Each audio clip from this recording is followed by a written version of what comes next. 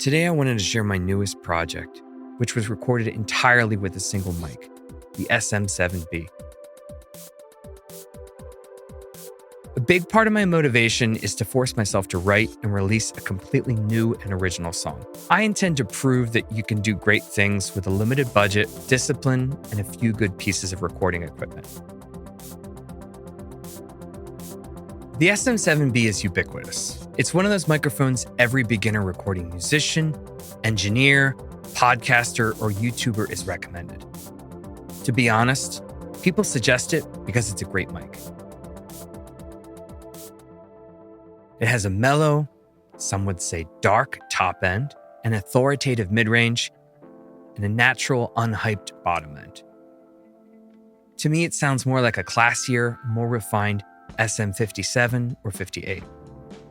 I love it on voice, electric guitars, drums, upright and electric bass. When it works, it's just fantastic. I only have a few caveats with this mic. The big one is how much gain it requires. My Focusrite Scarlett and Zoom recorder just don't have enough juice to power it. In this video, I often had to use a Behringer CM1 mic booster. It's something like their take on a cloud lifter or a Fathead. Initially, this song started when I was stumbling through some guitar chords and found something like a G major 9 voicing. This put all sorts of melodic ideas in my head.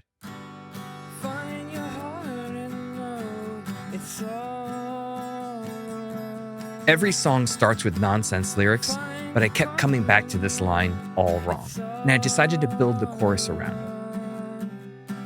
As I worked out the song's form, it became clear that G major was just too high of a key for my voice. So with some experimentation, I ended up transposing it down a minor third to E. Perfect fit. As I made my way to the verse, the harmonic structure was really still centered around the tonic, so I wanted a different guitar pattern to differentiate things. So I ended up with a pattern of short staccato chords on beats 2 and 4. After a few takes, scratch guitar and scratch vocals came out without a hitch. It was time to begin recording the real thing. With the foundation done, I started with the drum set. Now, I am in no way a real drummer, but I can play to a metronome and work out very simple parts, and that's exactly what I did here. I put the SM7 in my favorite spot, just a few inches from my right knee. I find this placement picks up kick, snare, hi-hat, and ride cymbal really well for my style of playing.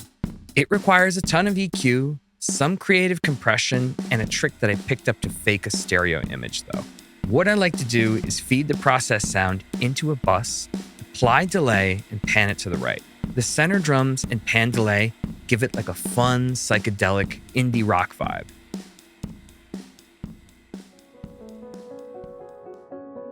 With drums finished, I moved upstairs to track my Baldwin upright piano. I pulled it about a foot off the wall, placed the SM7 a few inches off the soundboard to the left side of the piano. My favorite piano sounds are very warm and close. This written part required a lot of arpeggios and a staccato comping pattern to match up with the guitar. After a fair amount of takes, I ended up with a performance I was happy with. As this part was tracked into the Zoom recorder, I had to use the Behringer mic booster to get an acceptable level. When the track was imported into Logic, however, I noticed there was some mid-range buildup, even with the acoustic panels behind the instrument, and it required a lot of EQing, compression, and delay to really fit well in with the arrangement. I think in retrospect, not only does the piano have to be pulled farther away from the wall, but I would also say that the SM7 is probably not the best choice in this situation. Nonetheless, it was time to move on. Confident with my drums and piano recordings, I moved on to vocals. I sang a few takes and ended up editing the best bits together. Here, I was just a few inches off the SM7, into the Behringer mic booster, into my Focusrite.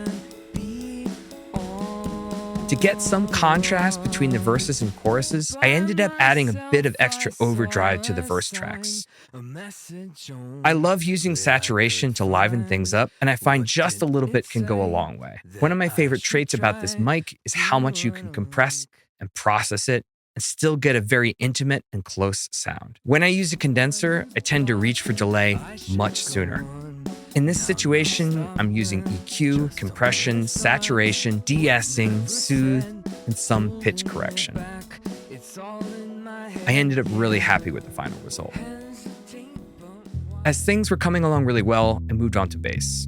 My goal with the bass part is to always lock in with the drums, outline the song's chord structure, and have a subtle groove that pushes things forward. I really need to know what the drums and other rhythm section parts are doing before I attempt to tackle a bass part, but this is backwards for most people. Now, with that in mind, this was not the easiest part to come up with. I used my Music Man bass into my GK bass amp and the SM7 just a few inches from the center speaker cone. It did require EQ and compression inside of Logic to fit nicely, but that was expected. With things moving along really well, I decided to revisit the scratch guitar part that started the recording and redo it with my Fender Telecaster and Blues Junior.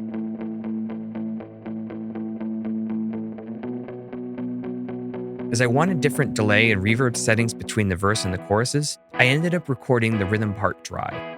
I have a small collection of Behringer pedals that I really like, but in some cases, I want to sync my delay with the song's tempo. Logic actually has a great pedal board that I use for all sorts of sources. The SM7 just a few inches from the speaker's center sounded terrific here. I cranked up a little bit of the input gain to get some subtle drive, and things came really easily. The lead guitar actually used the same recording chain, but it was a bit more taxing to figure out exactly what the song needed. I wanted something subtle to add some extra interest to the verse, but still not draw too much attention to itself. I actually had to rack my brain for a few days to come up with some simple half-note arpeggios. Lots of tremolo and delay in the verse, and just some simple doubling of the melody and stepwise motion in the chorus. Sometimes these really simple parts are the hardest for me. The last piece of the puzzle was the guitar solo. Coming up with this part drove me crazy. While the rhythm section plays the verse groove, the solo is really kind of a bridge, as the chord progression changes to a 1-3-2-5. And I wanted to highlight that in my playing and hit some of those changes. Mind you, I am not a great guitar player, so this took a few days for me to work out. I placed the mic just a few inches from the center cone of the amp and tracked it without any pedals. As I was really indecisive of what kind of sound I wanted, I thought plugins would be the best path forward. I rolled off a ton of top and bottom end of the guitar, so it was just completely mid-range. And I fed it into the most obnoxious amount of delay I possibly could. I don't know if I was trying to channel the Edge from U2 or something, but once I heard it, I was in love. At this point, everything just fell into place perfectly. And I'm proud to share All Wrong with you all today. Hesitate, but why move on? See a chance go by, long gone. Finding my way, I know that it's hard. Where do I go? How do I start?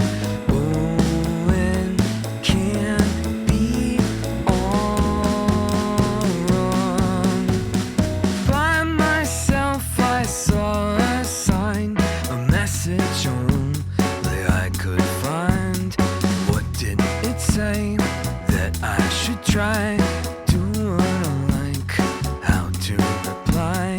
I'm the only one who's blocking. I should go on, now no stopping. Just only thoughts, words never said, holding me back. It's all in my head, yeah. Hesitate, but why?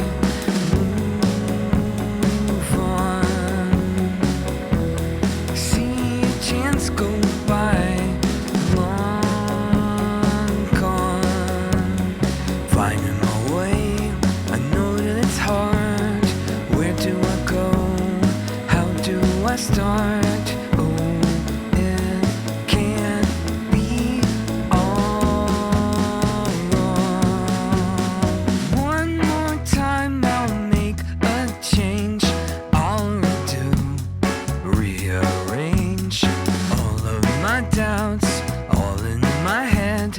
Quiet them down, put them to bed. Wonder where that would take me. Without them, will I be free? Have I gone too far, all out of hand? Is that just a part of all that I am? Yeah.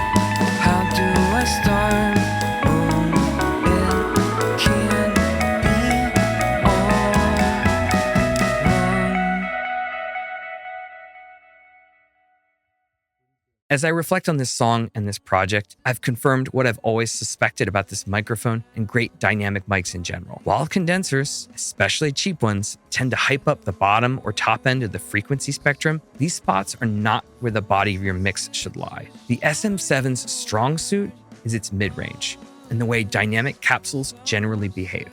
You can get much closer to a dynamic mic to help you minimize the sound of your room. This assists you in achieving a very dry and intimate sound. If your room treatment isn't up to snuff, this can be a lifesaver. On nearly every source of this project, the SM7 delivered strong results. Recordings that inside of my DAW were easy to process, manipulate, and fit into a workable mix. Now, is this the first microphone you should reach for when recording things like piano?